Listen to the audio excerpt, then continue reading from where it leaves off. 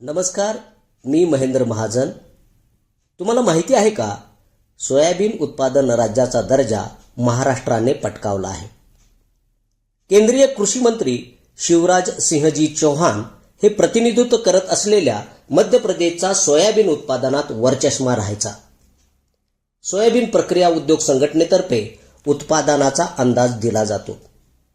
खरीपाच्या दुसऱ्या अंदाजानुसार मुख्यमंत्री देवेंद्रजी फडणवीस यांच्या नेतृत्वाखालील महाराष्ट्रात 52 लाख टन सोयाबीनचे उत्पादन अपेक्षित आहे.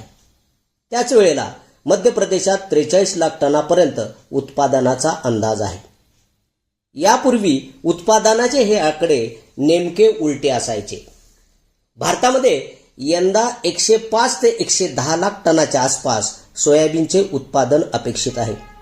गेल्या वर्षी 128 लाख टनाच्या आसपास शेतकऱ्यांनी उत्पादन घेतले होते. म्हणजेच काय तर उद्योगासह इतर वापराचा विचार केल्यास यंदा सोयाबीनचे उत्पादन काठावर आहे. सोयाबीनसाठी क्विंटलला हमी भाव 5,328 रुपये इतका ठरवून देण्यात आला आहे.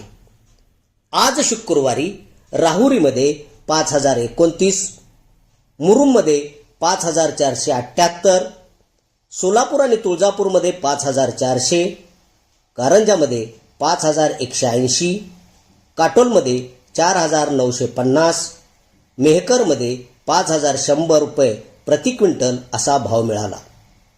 लासलगावमध्ये 5,051 रुपये किमान, 5,593 रुपये कमाल आणि 5,290 रुपये सरासरी प्रति क्विंटल या भावाने सोयाबीन विकला गेला आहे. मध्यंतरी अमेरिका ट्रेड डीलची बरीच चर्चा झाली.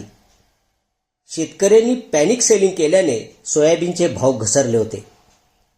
येत्या महिनाभरात उद्योगासाठी लागणाऱ्या सोयाबीनसाठी पोच 6,000 रुपये क्विंटल असा भाव मिळण्याचा अंदाज बाजारपेठ अभ्यासकांनी वर्तवला आहे. आगामी पावसाळ्याचा अंदाज शास्त्रज्ञांकडून अद्याप यायचा आहे. मात्र ग्लोबल वॉर्मिंगमध्ये जूनमध्ये पावसाचा खंड मोठा पडला तर क्विंटलचा भाव 7,000 रुपयांपर्यंत भेटण्याची शक्यता नाकारता येत नाही. सोयाबीन उत्पादनात आघाडीवर असलेल्या ब्राझीलमध्ये यंदा 180 दशलक्ष टनापर्यंत उत्पादनाचा अंदाज आहे. पण त्याच वेळेला ब्राझीलमधून सर्वसाधारणपणे 3% निर्यात कमी होण्याची शक्यता तज्ज्ञ वर्तवित आहेत.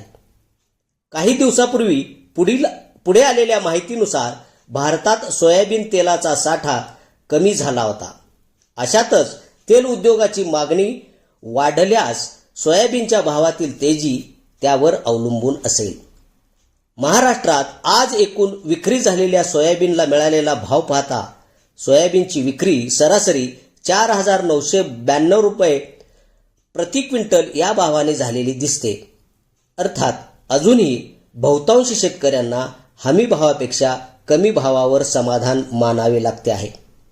आजच्या भागात इतकंच. पुढील भागात नवीन विषयावरती आपण भेटूयात. नमस्कार, धन्यवाद.